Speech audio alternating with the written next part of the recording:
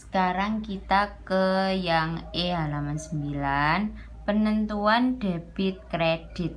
Nah, ini setiap transaksi ini harus sesuai dengan kaidah yang berlaku dalam akuntansi ya.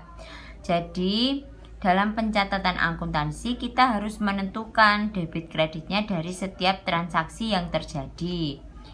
Misalkan, nah ini dilihat.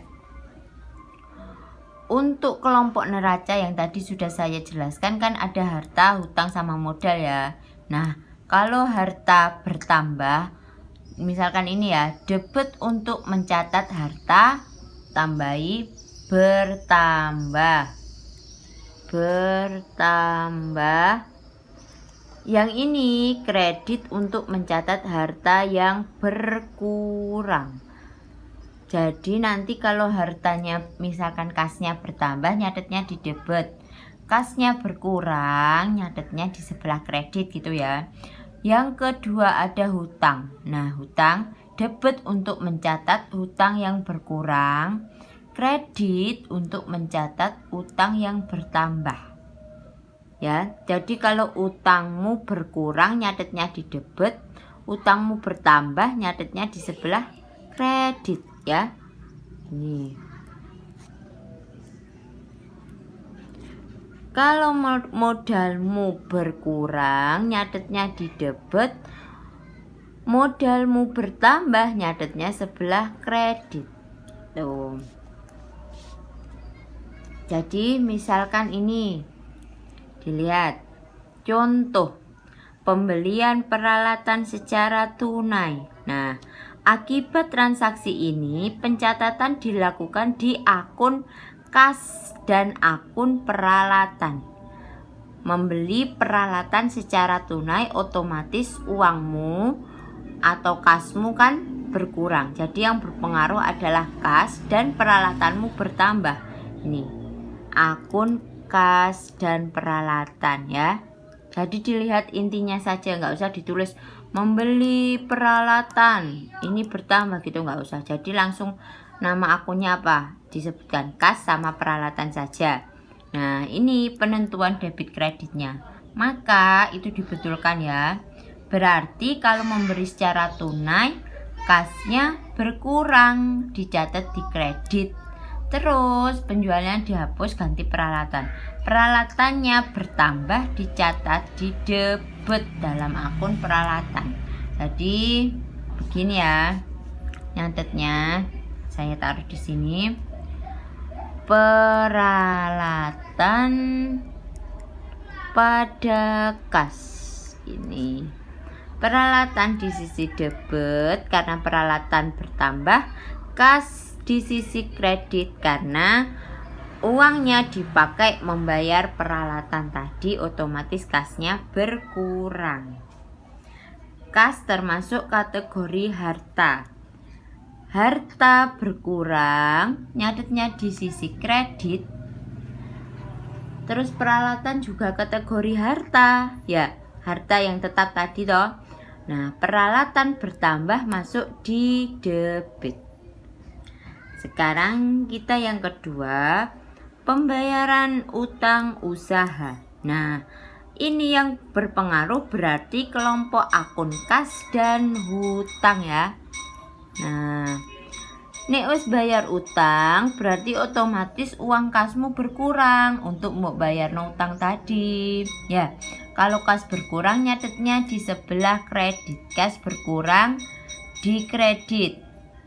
Hutangmu juga mengalami pengurangan, hutang berkurang di debit ini ya. Hutang debit untuk mencatat hutang yang berkurang gitu ya. Jadi sesuai dengan pedomannya, hutang berkurang dicatat di debit. Jadi begini bunyinya.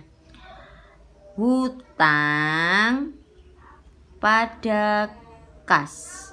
Hutang di debit karena berkurang, kasnya di kredit karena berkurang untuk membayar hutang.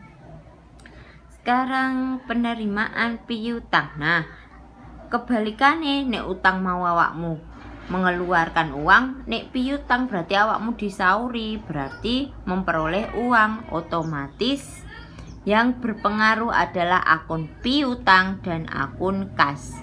Kasmu berarti kan bertambah karena disauri toh.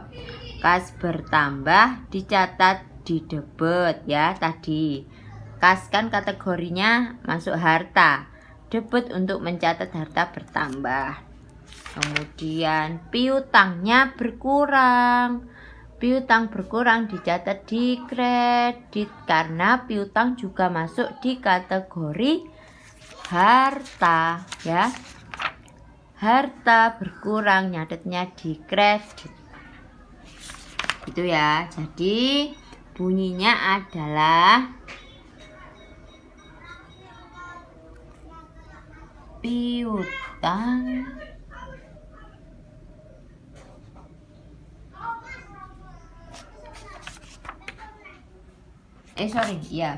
jadi bunyinya seperti ini.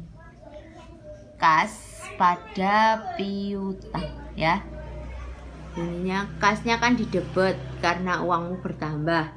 Piutangnya kan berkurang mergo wis disauri, otomatis piutangnya di sisi kredit gitu. Terus lagi ini pembayaran hutang usaha. Sama ya seperti tadi contohnya. Nah, langsung ke pembayaran biaya sewa. Nah, ini biaya sewa. Nek awakmu bayar beban, otomatis kasmu kan berkurang untuk bayar beban. Beban sewanya bertambah. Ya. Jadi, dalam akuntansi kalau membayar beban itu nyatetnya gini. Beban sewa debit kas berkurang di kredit karena untuk membayar beban tadi ya. Nah, ini ada aturannya. Kalau tadi kelompok neraca, ini kelompok laba rugi. Kelompok laba rugi terbagi dua, beban dan pendapatan. Kelompok beban itu debit untuk mencatat beban bertambah. Apabila beban bertambah di debit ya, bertambah di debit. Kredit untuk mencatat beban yang berkurang tuh. Tapi jarang kalau akuntansi beban itu di sebelah kredit, itu jarang karena normalnya beban itu ada di debit. Kemudian pendapatan, apabila pendapatan berkurang nyatetnya di debit. Pendapatan bertambah nyatetnya di kredit ya. Jadi dipelajari ini. Nah, ini penjualan barang dagang secara kredit. Nah, ini kan penjualan otomatis kan. Penjualan kan sama dengan pendapatan toh, pendapatan.